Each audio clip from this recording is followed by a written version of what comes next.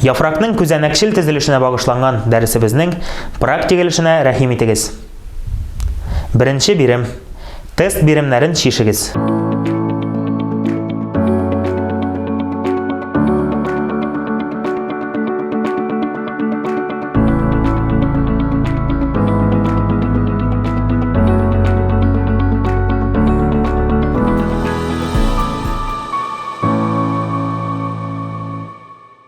Дөрес җавап. Беренче сорау. Япма тукыманы каплаучы, суны начар үткәрә торган матдәләрдән торган яры кутикула. Икенче сорау.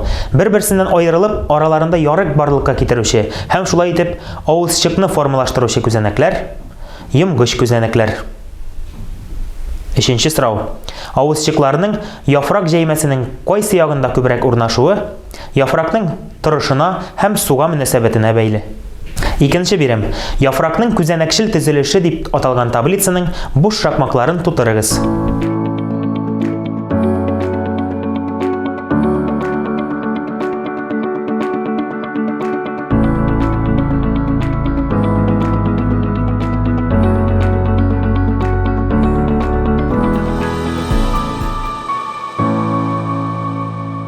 Җавапларыгызны тикшерегез.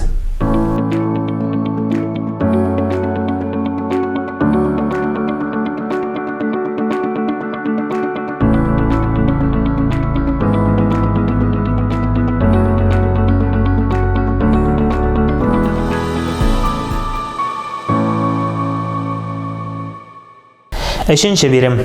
Бирелгән җөмләләрнең дөрес булу-булмавын ачыклагыз.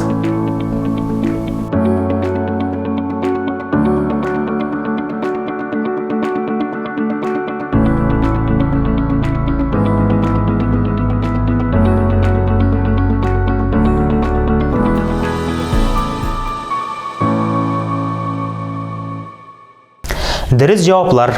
Җавапларыгызны тикшерегез. Хаталарны ачыклагыз, анализлагыз.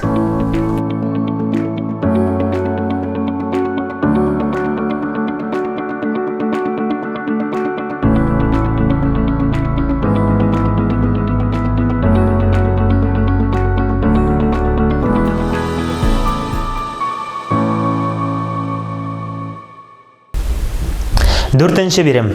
Түбәндә бирелгән сүзләрне кулланып, текстта төшеп калган сүзләрне языгыз.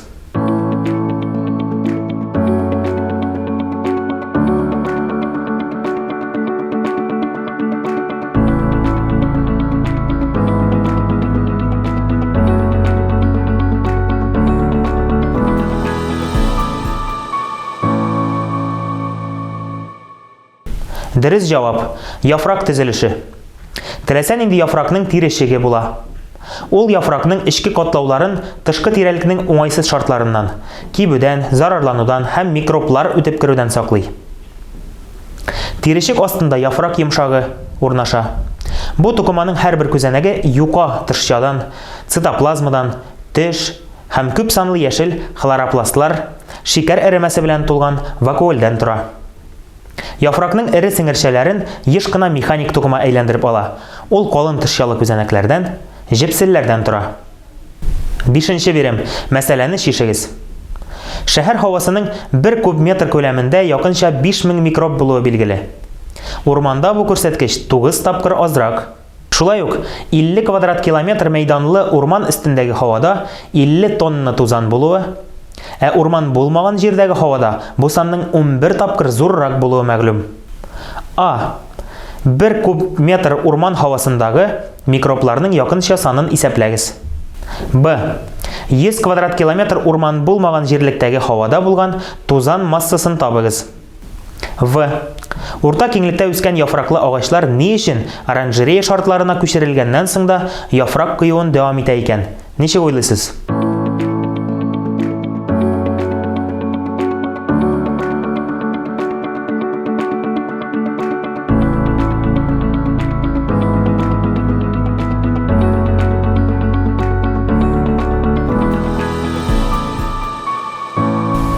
Дөрес җавап. А. 1 куб метр урман һавасындагы микробларның якынча саны 555. Б. 100 квадрат километр урман булмаган җирлектәге һавада 1100 тонна тузан булачак. В.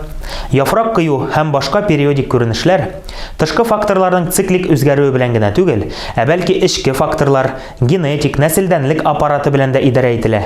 Шуңа да үсү өчен һәр даим уңайлы оранжерея шартларында да үсемлекләр яфрак кыюын дәвам итәчәк.